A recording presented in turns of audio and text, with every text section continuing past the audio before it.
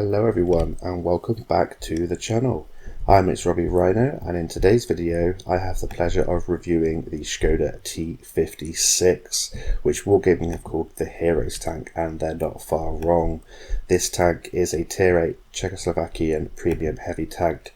It is the latest World War II premium tank, and yeah, I think this is going to be the new king on the battlefield at Tier 8. It's an absolute beast. It has a fantastic gun that deals 920 damage in its auto-loading clip, and it also has a single fire gun package for you depending on what your playstyle's like, and it is a phenomenal heavy tank. I've enjoyed my playthrough today a lot, and yeah, I'm going to be playing this a lot more, and it's going to be very popular.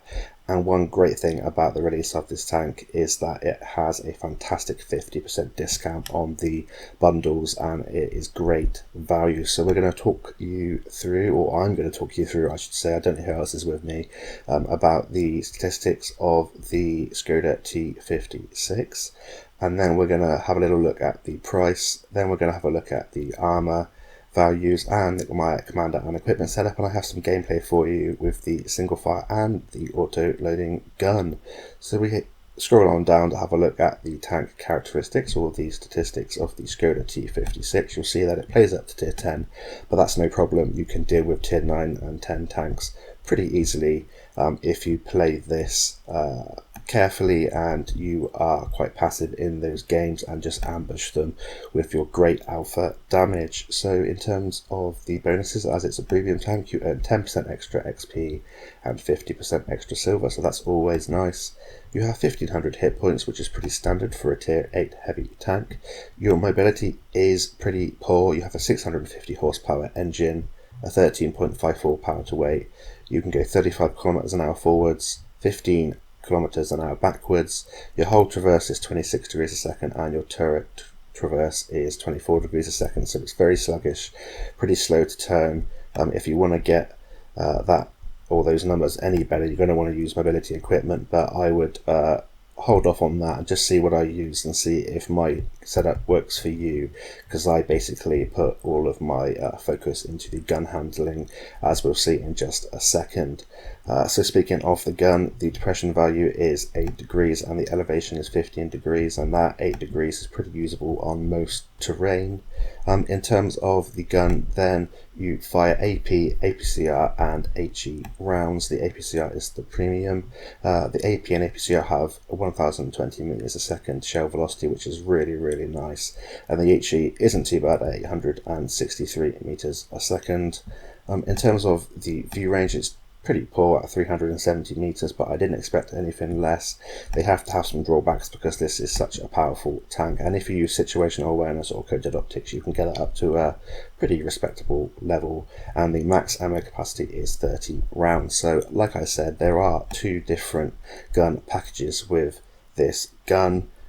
So the auto loading gun and the single fire gun both share the same alpha damage and penetration. So AP is 208mm of penetration, the APCR is 248mm of penetration, and the HE is 68mm of penetration. 460 alpha damage on the standard and premium, and 640 alpha damage on those HE rounds. And they are going to deal a pretty nice amount of splash damage because of the caliber of the gun. This is a 130mm gun. So in terms of the aim time then on the autoloader, it's 3 seconds and the accuracy is 0.42, so it's pretty damn derpy. You're going to want to do everything you can with your commander and equipment setup to get that as low as possible. In terms of the DPM, it's 4.21 rounds a minute, which equates to 1936.6 DPM, so it isn't the best, but with a base reload of 25 seconds for 2 shots, it doesn't feel too bad at all, and you don't feel like you're waiting around for an age, and it's extremely powerful even with that pretty mediocre DPM.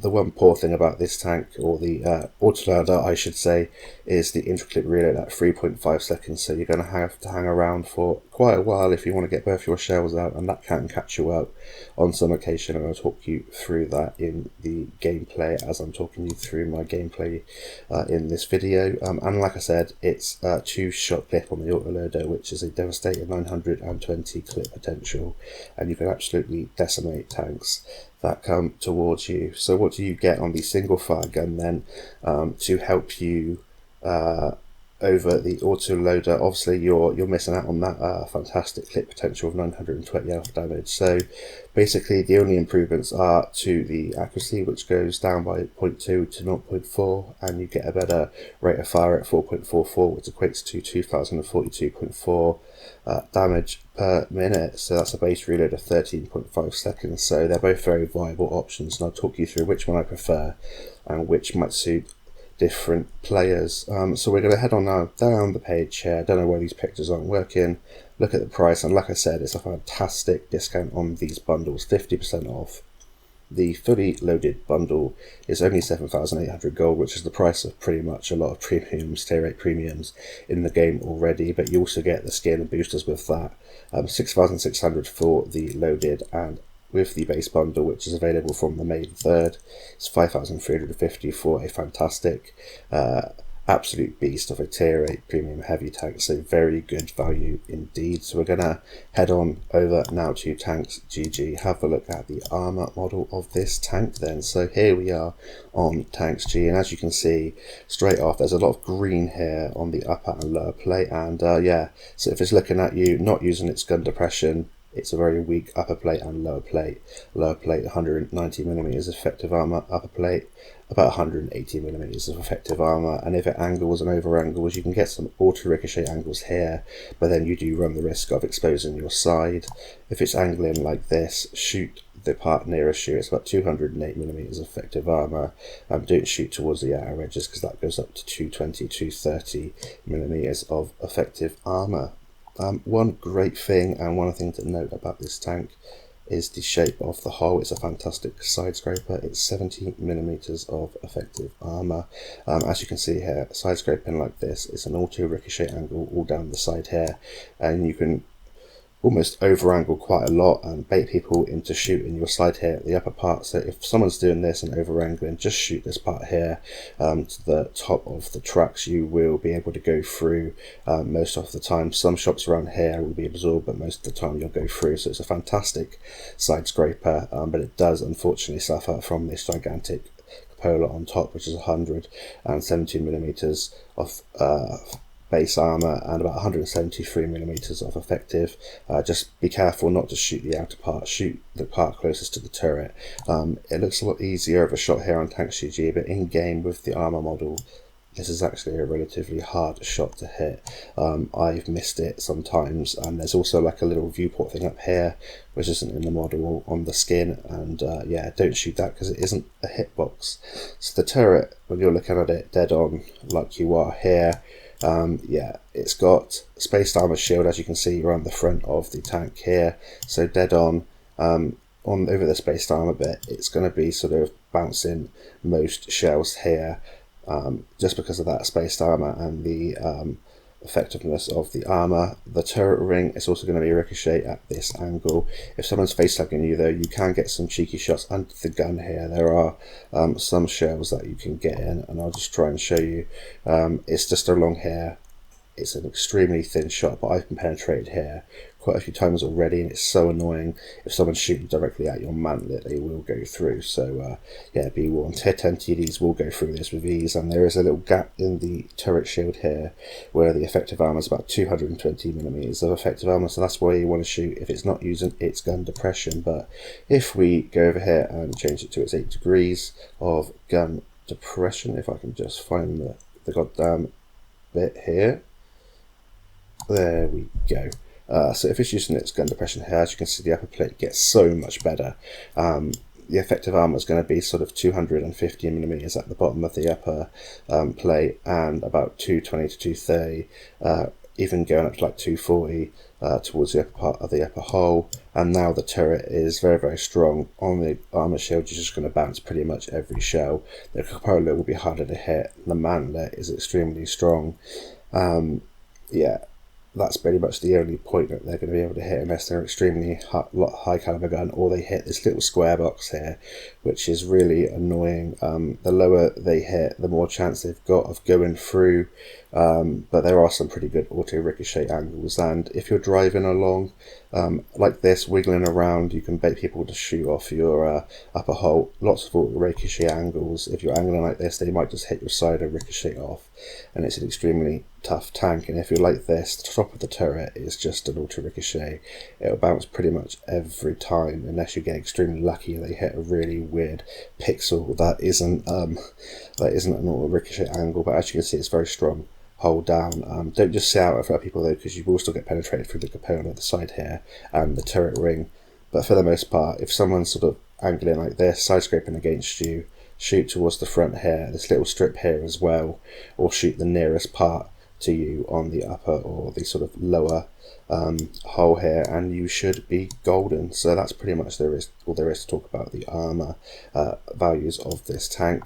I'll talk you through my commander and equipment setup now. Then I'll go back over here, just have a little look at the statistics while I talk you through my commander and equipment setup then. So in terms of my equipment, I run improved ventilation, advanced gun lane drive, and gun stabilizer, and the reason for that is I just want to improve my gun handling as much as possible and my DPM.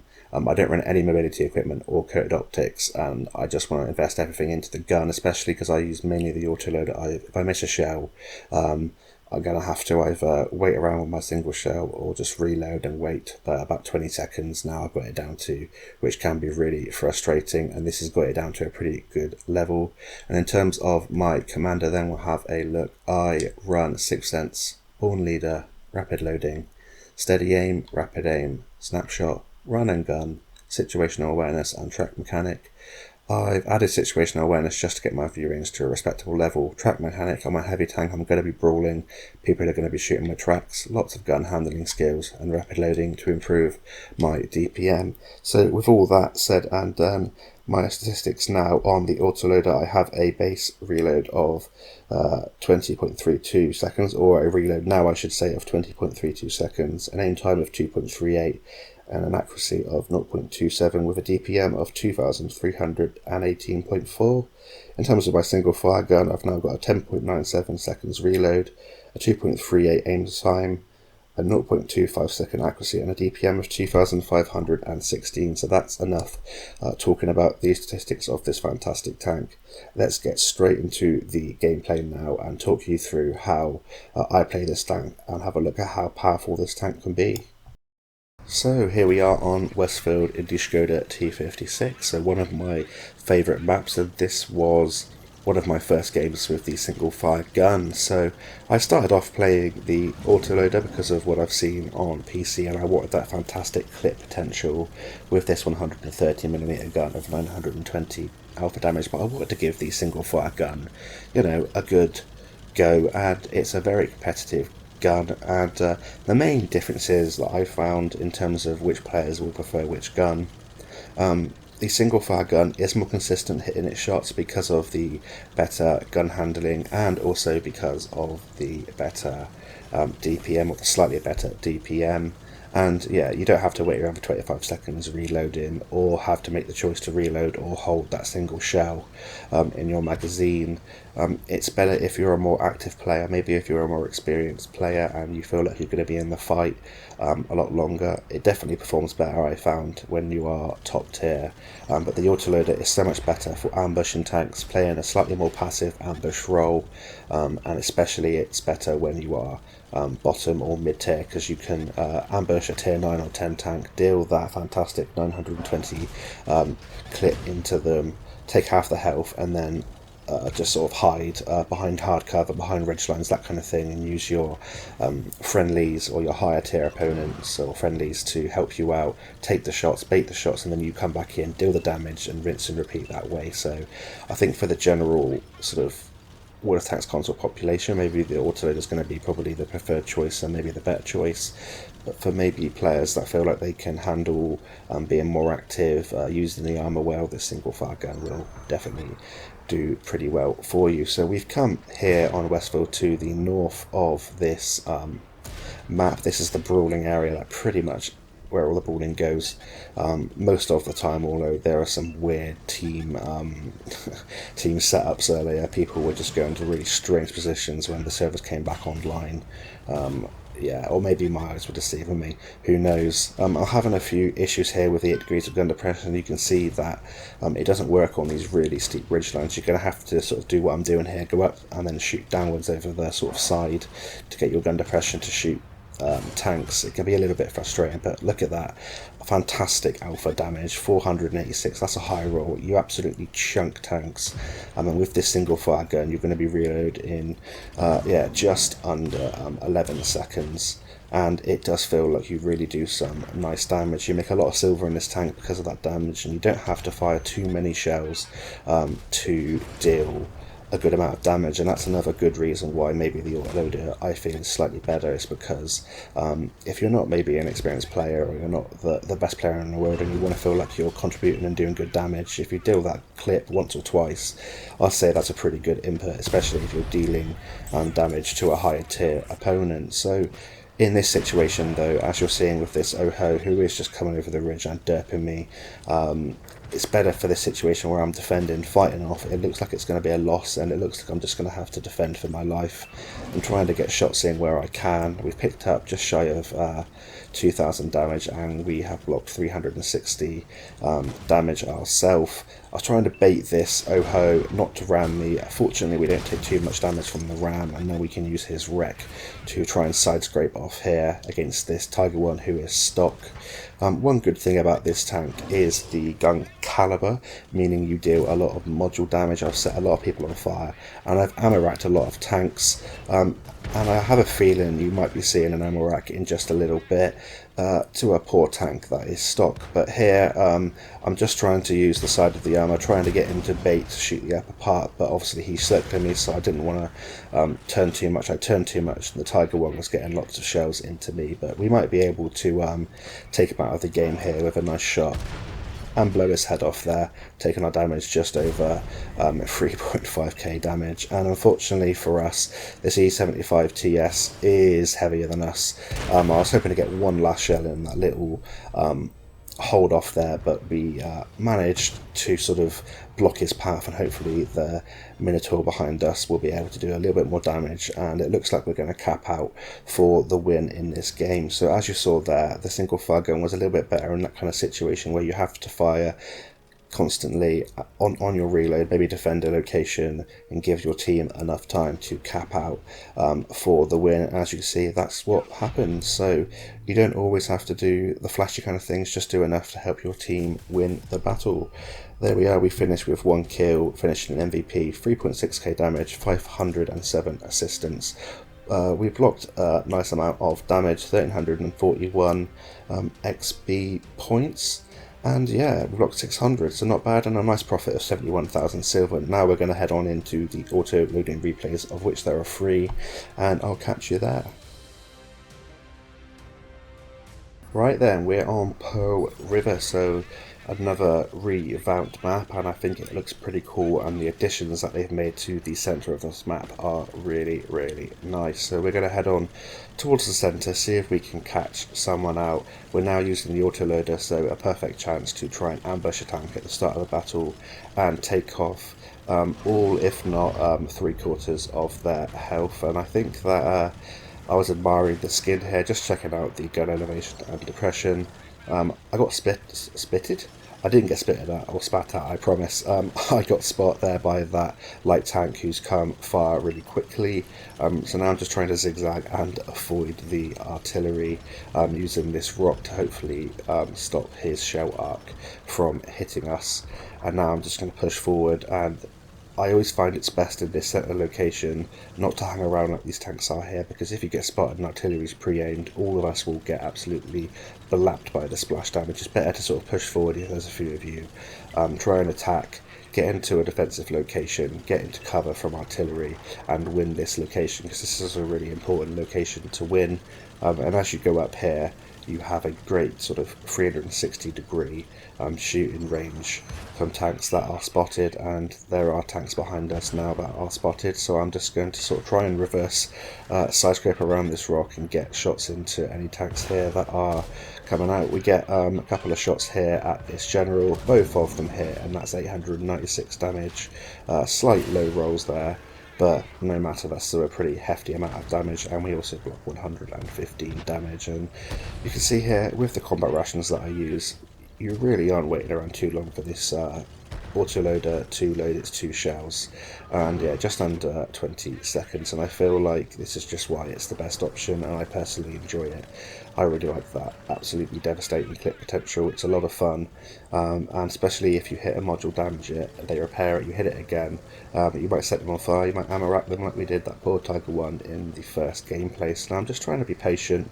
I'm using my friendlies that are down below me to try and sort of spot them. Maybe they're going to proximity spot them within 50 meters, and then they're going to come round not knowing I'm here, and I'm going to try and ambush them. But I'm just going to see now if I can poke around with this heavy tank, try and support him, because I don't want to leave him hanging too much, and see if we can push through. It's quite a close game so far, and I want to get a bit more damage in. Sometimes it can get quite frustrating with this tank to get damage in. Sometimes the battles go too quickly and you're quite slow to get there. That's where the mobility, you might want to improve it if you are so inclined, but for the most part I find that investing in your gun handling is probably the better option. So now we're going to head on round the rear to the sort of top north east of this map, come up behind these heavy tanks, see if we can take out this north area, and then we're going to progress hopefully towards their cap, or we can go back towards our base to protect it. So I'm going to come up now behind these 2 tanks in front of me. They're lower tier tanks, so I shouldn't have a problem, but cleverly they go forwards and don't want to get hit by me. But we come up against our brother here in the Škoda T56, so we're going to see if we can take him out before he takes us out. We trade a shot there, but he's either using the single fire gun or he has already fired his first shell, and we take him out. And another great thing about the autoloader, with such high clip potential, tanks that are on 3/4 to half health, you will take out a lot of the time, especially if you're mid tier or you're top tier and they haven't got too many hit points to go around. So we're going to come around and see if we can take out this A43 Black Prince, but he does get taken out. I do notice, however, that we are losing the south and the west of the map, and I'm expecting them to come towards our base. So I'm going to now head over towards the base. I'm trying to use the radio commands to let my team know to defend the base, but it doesn't look like this OI wants to, and I'm just hoping that a few more people come with me, because this is a little bit of a precarious situation, what I'm doing right now. Yeah, I'm not sure, it was a bit of a Mexican standoff, but we managed to separate here, and yeah, I get free of that situation. So crossing open ground in a tank like this is very difficult indeed because of that mobility, and if you do get caught out, you are a sitting duck. Although your side scraping capabilities and your armour holds off for the most part, it's not infallible, and you will get penetrated from the sides and the rear quite often, especially with tanks that have good penetration. So I'm trying to advance to this rock here. I'm just advancing from hard cover to hard cover, just in case I get spotted, and I'm just going to try and get into a defensive location at my cap circle, so I'm able to spot out and just protect the cap, really. I know there was a tank spotted towards the middle a short while ago, so I'm just pointing my gun that way, keeping it locked in with RB, just in case he gets spotted. An IS gets spotted in front of us, but we do have a heavy tank to the left of me that is helping us defend the cap circle. So we're up to 1681 damage. It's not too bad, but I definitely want to push that up a little bit more. Even if we're going to lose this game, I want to try and do my best to take this one down. We spot this Emil one out in the open, hoping that I can come around the side, he'll drive forward and I can ambush him in the side. Unfortunately we get spotted a little bit too early there, but it's no matter. Fire a little bit of a chancey shot there, but when it's fully aimed, this gun does feel quite nice now, and it's not as derpy as you would expect. We take that Emil one out, and now we're going to pop the combat rations, reload, and just trying to go backwards and forwards, duping the artillery. Notice this defender's coming towards us, so we're going to reverse round, and then we're going to angle up on this corner right in front of us and see if we can take this defender out. And I'm asking for help from this T-32. I am risking myself getting shot by artillery, but I want to try and get this defender out before he has a chance to cross this ditch.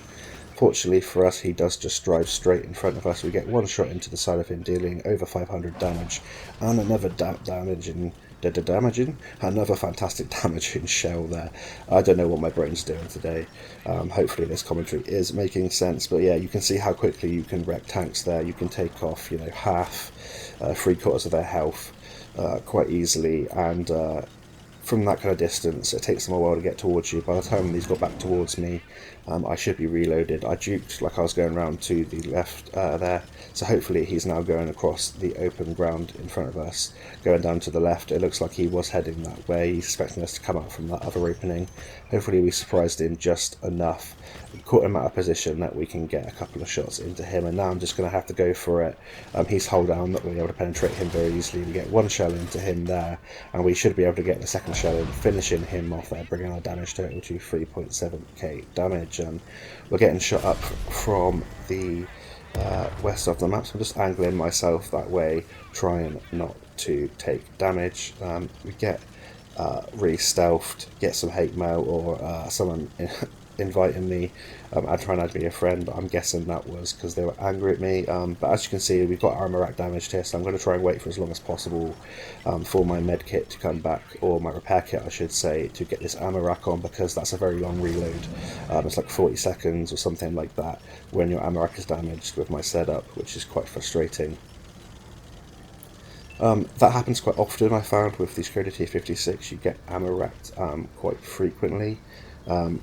Not ammo racked, I should say. Well, your ammo rack damaged. I always carry a large repair kit because it happens quite frequently. I don't want to change anything about the equipment that I've got, because I really like it. I think it really helps the gun handling and makes this tank an absolute powerhouse. But I want to be able to repair my ammo rack whenever it's done, and I like the sort of passive boost and everything that you get from the premium repair kit, so that's always a good choice. And with a premium tank you should be able to make silver regardless. So now it's a very close game here. It's going to feel like a little bit of a stale few minutes here. We're sat here and we're just going to be waiting for tanks to come towards the base. I've just set the defender location. Me and this T-32 are both on 1 shots. I'm just going to flip forward a little bit to the action for you, and then we'll talk you through the rest of the game. So we've now got detected. We were waiting in that position for just a couple of minutes or something there, and now we've come up against this Ronohdog ballstick, and we're going to see how good this tank is. It's side scraping, so we get 1 shot into him there. After we bounce a shot, we get a second shot in, and now he's down to a 1 shot, and that's how quickly this tank can decimate another tank, and also how good this tank is at side scraping. So we're now up to 4.6k direct damage and 105 assistance, blocking 605 damage. So now it's just going to be playing peekaboo with this Ronohdog ballstick. Unfortunately, this isn't going to go too well for me. We're just going to sit here for quite a while. So we're just going to go through the rest of this battle, and I'll catch you right at the end, where I managed to lose this one for my team, but we still come out with a decent result. So we've been here just for another minute or so, and we're just side scraping, trying to catch this Ronohdog ballstick out, but he has great camo, uses the bush there, couldn't quite see the ridgeline, and he catches a shell into us. Unfortunately we didn't get any more damage in, but me and this T-32 gave it a good go here. The T-32 takes out the M40-43, but he can't escape the Progetto 54, which is a fairly nippy heavy tank, and we lose by 3 tanks, but we still have a fairly decent defeat nonetheless. So we deal 4.6k direct damage, get the high caliber, 105 assistance, 3 kills, 991 experience, 106,000 silver, and yeah, not bad for a defeat. So we're going to head on now into the next game with the Autoloader. So we are now on Malinovka and we are still using the autoloader, and on Malinovka I am going to try and take the top of the hill in the northeast of the map, and you'll have a good indication now of the mobility of the Škoda T56, and you'll also see that the matchmaking, we are bottom tier. There are quite a few tier 10s in this battle, and you'll see how well this tank can cope fighting tier 10s and how well you can do if you're patient and choose the right tanks to engage and use your support. As you can see, there are some tanks that are coming this way. Usually a lot of tanks like to go down to the south nowadays. The meta used to be pretty much everyone will go to the hill. I think it's one of the most important locations, if not the most important, apart from the location in the D6 location where you can spot people crossing the north. There are one artillery per side, which isn't the worst news. It's not as bad as 2 or 3, but still I'm going to have to try and evade and just try and juke the artillery, going backwards and forwards, trying not to be too repetitive with my peeking on the ridgeline. And yeah, we're just going to see how well this tank copes, and yeah, it copes admirably. I've been having a fantastic time in this tank. It's well worth the gold if you can pick this tank up, and I think the skin looks pretty cool, so the fully loaded bundle was a pretty good deal, especially with the boosters. So we've noticed this convoys go in across at the start of the battle there, and we get a nice shell there into the convoy to start off the battle, and then another nice shell there into the, I think it was the CS63 perhaps, it's a CS something anyway, but we do pick up 819 damage. It was a CS63, I was right, which is a nice start to the battle. I'm just going to head over now to this hard cover here just to try and avoid the artillery, and maybe we can get a shot or two into this EBR90 who is coming on spot on our team. We get one shell in, damage his wheels. We're going to wait until he goes there. We think we just hit his wheels there, damage them, and he gets blapped by the Ronohdog-p, which has just got a buff, so hopefully we'll see a revisit to that line on the channel very soon. But we're already up to 1.2k damage, and we haven't really even made it to the top of the hill yet. We're just taking the tanks out as and when we see them, taking the opportunities to use this autoloader, and that's what you've got to do with the autoloader. You've got to try and find opportunities to ambush tanks, sort of surprise tanks that are out of position or that are unspotted. I noticed that my heavy tanks to the right of me are holding off the tanks at the top of the hill. I'm thinking about going and supporting them, but I know there's a Death Star that was spotted just to the left of where that Andre the Giant was, and I'm hoping to get shots into him, but it looks like I'm thinking about moving up towards the top of the hill, but this Grill 15 gets spotted, and I can't pass up an opportunity to get a massive shell into the back of him, taking our damage total to exactly 1700 damage, which is really nice. So yeah, we're reloading again. You have to make choices when to reload. It's only about 20 seconds, just under 20 seconds to reload with my commander and equipment setup, so it doesn't feel too long. I don't feel like it's too much of a decision sometimes. If I feel like I'm not going to fire within the sort of next 3 to 5 seconds, then I just reload. So I'm reloaded for my next engagement, and that seems to be working really well for me. So we're going to peek around and see if we can get a shell into the side of that Andre the Giant's turret. Unfortunately for us, it derps.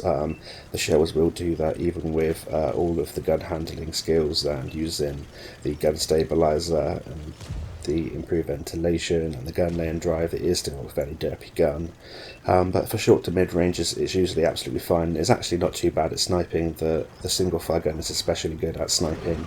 You have that great shell velocity like it does on the autoloader as well, but you also have that better gun handling and better DPM, and if you want to play at longer ranges, the single fire might be really good. But it's just as good really as the autoloader. It's only ever so slightly better, and it's kind of a negligible difference. It's not too bad. So we've come down now to this rock here. We're backing up because the hill's lost basically, and I just want to defend this location for as long as possible.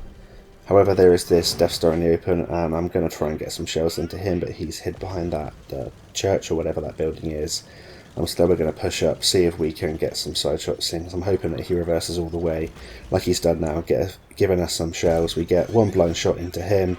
We are spotted, so this is chancing it quite a bit, but we get another shot in, and yeah, we penetrate the second shot there, and that's 2 lovely shots into another tier 10 tank, and he would be very happy.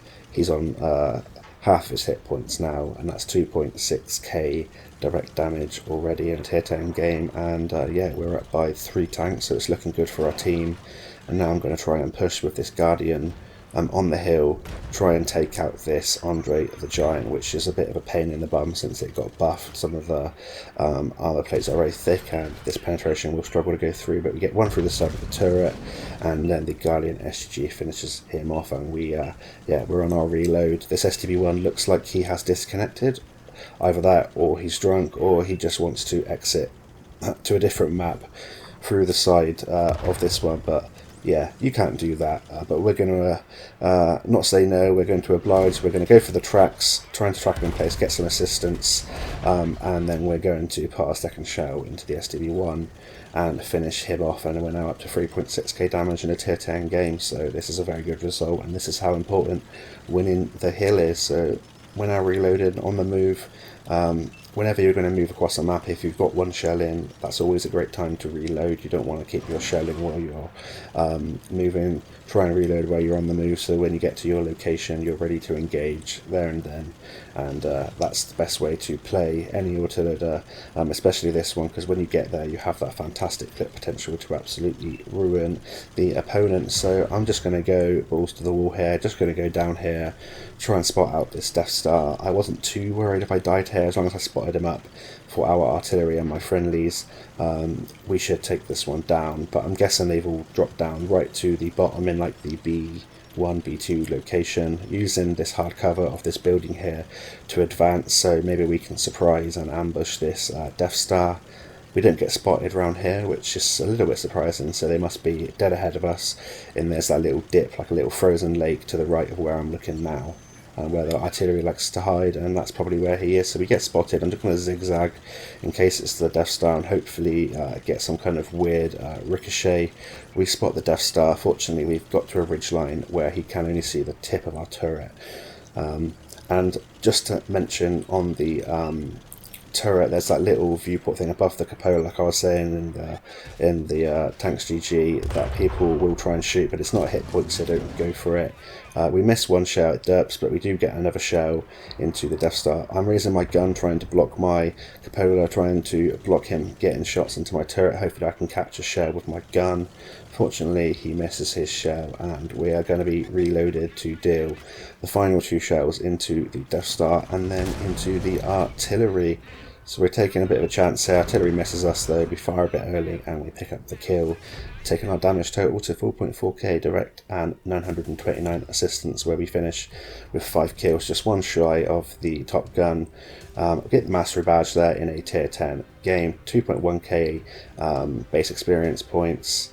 Yeah, 5 kills is fantastic in a tier 10 battle, and that much damage is a good impact on the battle with a 76,000 profits. We're going to head on now into the next game.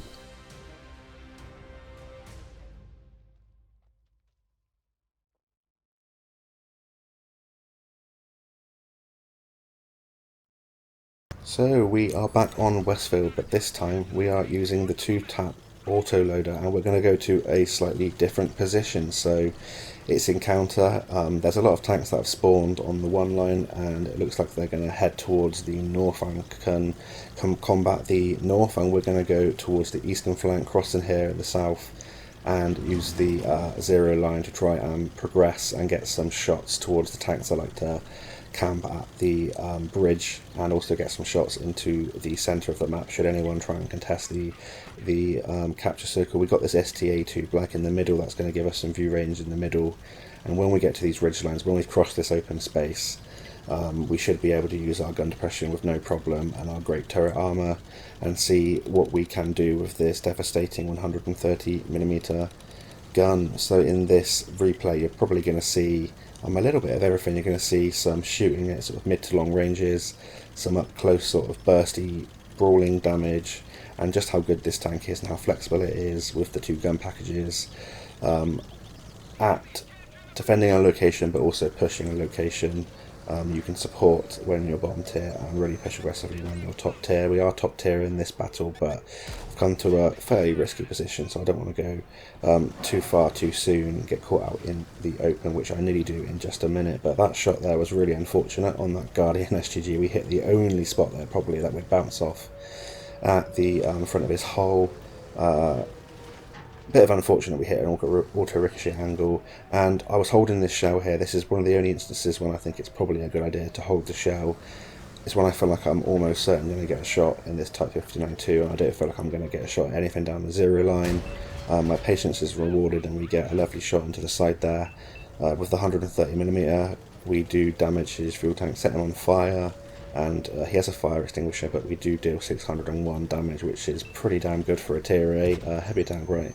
And if you keep doing that kind of stuff, you will win more games than not. At the moment, I kind of have like a roughly 50% win rate, which I was expecting a lot more considering the kind of damage that I've been doing in the games, but that usually evens itself out after a couple of play sessions. And like I said, people are going to be playing this tank ever so well, and it's going to be extremely popular, and the top players are going to play this, and platoons of them are going to be very dangerous. And when the tech tree comes out, hopefully there'll be a little bit more variety, and people will start to go back to playing other tanks. So we're trying to cross here.